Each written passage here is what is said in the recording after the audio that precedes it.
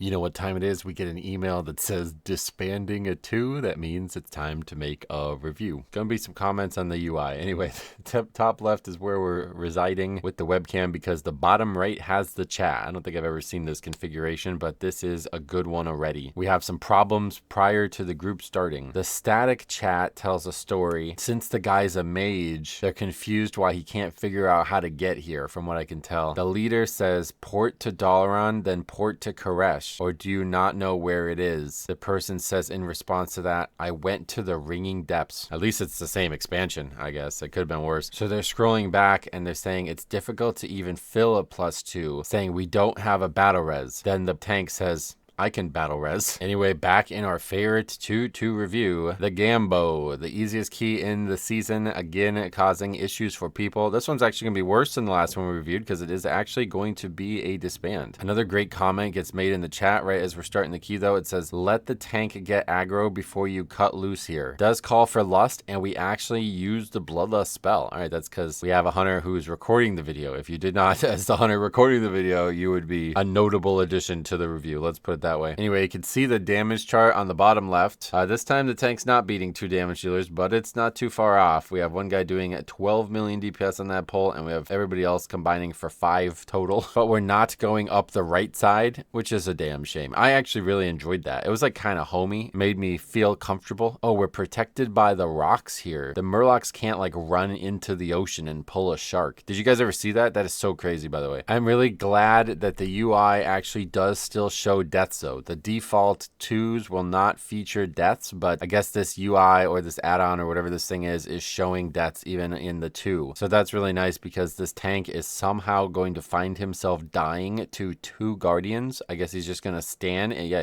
he literally just stands in both of those circles, I guess. Watch his health. He's going to pull them. He's going to get chunked kind of hard. This is Prop Pally in a nutshell. They're looking like a worse Blood Death Knight, but I guess they got a lot of upside outside of defense. Anyway, he's going to move him over here, and then they're going to both cast the charged pulse, and then he's gonna just stay in it. You can see him get hit once, and then the second one goes off and he gets hit by both and dies, which is kind of crazy on its own. I don't know if he's AFK or something like that, because now he's just kind of sitting there. It takes a while to release, but he does ultimately release. We're trying to kite them out, but this is turning into total chaos because one's on the hunter and the other one is on the other player. Doing some like pretty pro kiting though, to be honest. Luckily they keep stopping the cast, so we have plenty of opportunity to run from them. I don't know, it actually looks like they're getting meleeed by them too, and they're just not killing anybody. So I think if the tank just straight up just moved out of the mechanic, you would have been fine. But there you go, more evidence of how easy a 2 is. By the way, that one's down, but the other one's now outside, so we have to go all the way back. The tank has it now finally. In response to killing the mob without a tank, the party leader says we got some gamers here. Yeah, I think by default everybody's playing a game currently. So I've heard a lot of people say it's hard to find tanks, especially in low value keys, and I could see that the same problem is unfolding from previous seasons where we talked about this, where people are getting in as tanks that have no business tanking. I mean, we've shown a couple dozen of those at this point, but this guy is going to straight up just die to this boss here. You saw him getting chunked by the actual tank breaker there, and that time it's just like,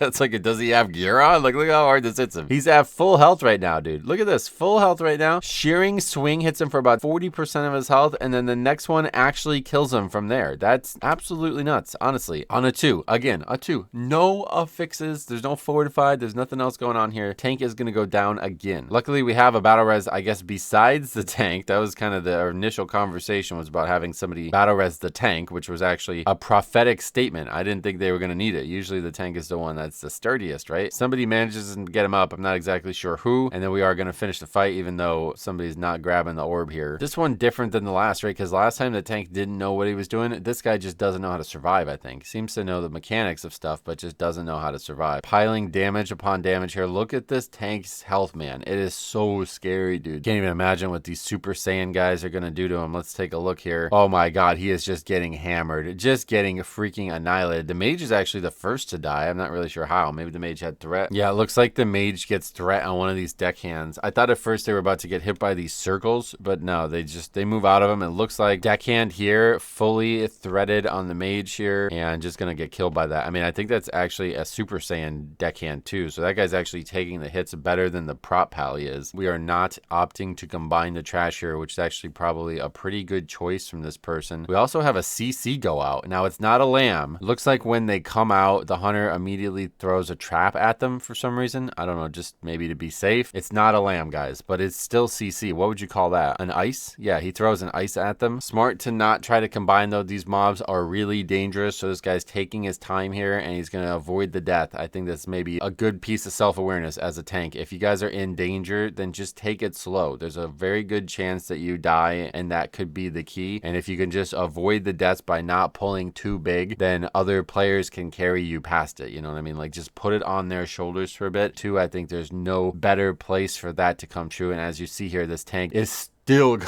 he's still gonna die. I don't even think they are enraged at the time they kill him, because now they're casting it. But Monk says, I can brawl with them, bang and weighing a little bit, but no, he's gonna go down too. Should have tried grappling, brother. Anyway, they're both gonna run back, and we are again gonna masterfully kite out this deckhand, and it's never gonna melee another human being. Our dragon's a captain. Here it comes, the most interesting boss of the season, especially on these low keys. We've seen some wild stuff. I mean, I don't think I would ever see what I saw in the last review ever again. One of the most unique things I've ever seen, but we'll see how it goes. This time the tank seems to actually know what he's doing. He's going to face the breath over at the ads, and we're going to move out of the fire. Mage kind of gets clipped a little bit there, I think, but this fight is definitely not going to go well for them. And you see the damage, by the way. Look at this fucking boss, dude. This is absurd. He gets hit by that, I think, and because he gets hit by that, does he bubble or something like that? I'm not really sure what's going on right now, because all of a sudden the hunter has threat. I guess the hunter is simply just doing too much DPS. As you can see the DPS chart, the hunter's doing 7 million DPS and the paladin is doing 252k, which is ridiculous. But hunter's gonna pull threat and has to do the tank mechanic themselves. That's so crazy, dude. All right, well, at least they know the fight. But yeah, this boss is getting annihilated, getting saddled, ready to be mounted. I think 40% after 40 seconds. That's got to be some kind of record. And if I told you that they are going to wipe to this boss, you would gasp, I think, because it looks like it's all but over at this point, right? But no, not even close. Here comes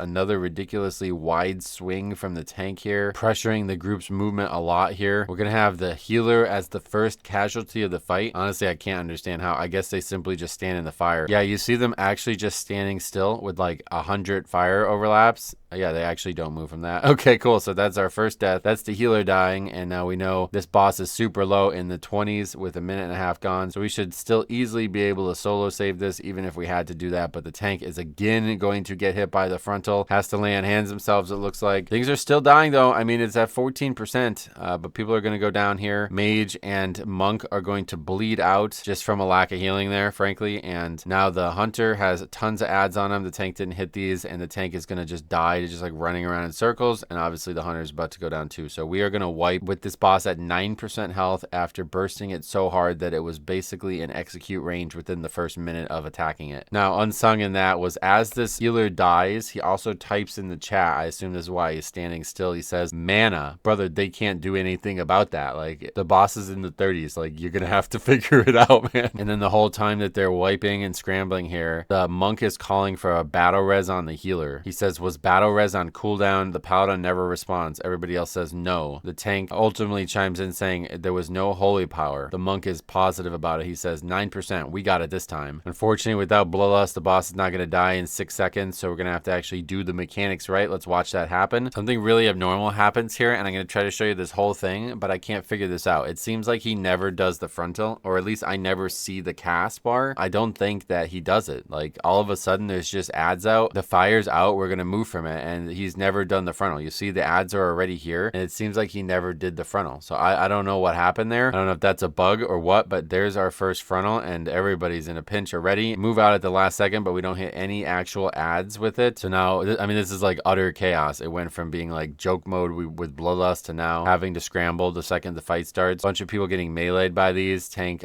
misses big time on that second one, so we got even more ads coming out. Mage is going to die to getting meleeed by ads. Healers looking like they're in grave danger as well, constantly getting chunked, and at this point the tank is like also in some crazy danger. Again, gets hit by the frontal. This time, I don't know if they were like trying to gather the mobs or something like that, but like just straight up doesn't move out of the frontal this time. them just actually stands in 100% of the time and gets knocked back into a fire patch, so they die. So obviously that's going to be a wipe. So there goes our 9%. We can still do this kind of optimism. That's out the window now. Instead of that, we got to vote to disband. They're no longer confident about it. And also we have the healer offline at this point. The healer DC'd and they actually get kicked. We talked about this a lot, but this is really weird because this was very, very quickly into the DC. Every time this comes up, I'm going to try to show you guys the actual math on this because it seems very, very important to me. 1858 in the key is when the player goes offline, and watch, they are not offline for very long. The vote to disband comes up. This I believe confirms that this is not related to them being removed from the dungeon. But yeah, you see actually even on the bar it shows how long they've been offline, and they get removed from the party 18 seconds later. So that is definitely the fastest we've ever seen. So that's the whole run, but there's a little bit more to talk about because I still am not understanding what's going on with this going offline thing. Now there's been some speculation that what's happening here is people are going offline and logging on a different character. I talked about this like in like the third review of the season, but that is a loophole that should definitely not be allowed. Like for example, in League of Legends, if you leave a match and you try to log back on to League of Legends, you get put right back in that match. You cannot do anything else while that match is going on. That is absolutely how it should be in World of Warcraft. And I'm wondering if that's in play here. People were suggesting that on the stream, and now that we see that after only 18 seconds, that guy gets removed from the group, that tells me that may be the case, that this player might have been removed because he logged on another character. I don't know that Blizzard has made this clear, but this is one of the biggest head scratchers because it's a great system. I'm really happy that they added it, and I'm really happy that there's now protection. It does seem really inconsistent. Like if this guy genuinely did DC, which I doubt he did, but if he did genuinely DC and he only gets 18 seconds grace period to come back, like I think that's the thing. Like it's meant to be a system that if you are offline for long enough, the group doesn't have to sit there and wait for you, but you should have some kind of grace period to come back online. I don't know. The whole thing is confusing me, so let me know what you guys think about this. But again, thank you guys for great submissions. Any +2 we review it, man. They're always so wacky. This one's kind of sad. I would have liked to see the last boss with this group, but they did not even get there. I just thought it was so funny how they went from like, oh yeah, we got this, to nope, give up. Thanks for watching. We will see you guys in the next one.